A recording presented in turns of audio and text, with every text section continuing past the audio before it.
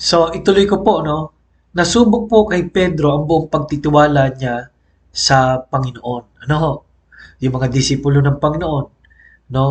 At nang tumaas ang antas sa kanilang pananampalataya, kaya na nila pong maghimala, kaya na nilang pumunta sa iba't ibang lugar. Yun po ang dahilan bakit mas na-elevate na po yung kaya nilang gawin dahil na-elevate na rin ang kayang gawin ng Diyos sa kanilang buhay. Kaya alam nyo sa umaga pong ito o sa araw na ito, may purpose ang Diyos kung bakit nangyayari ang mga bagay-bagay. Ano po?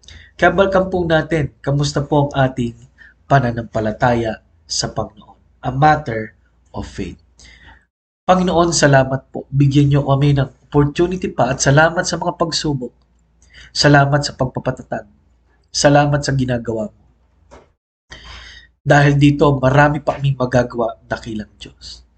Ito po ay aming samo at dalangin. At nawa sa buhay po na ito, with faith we can please you. Sa pangalan po ni Jesus, ito po ang aming dalangin. Amen at amen. Nawa po, sa araw nito ay maalala niyo po, kailangan natin talaga ang Panginoon.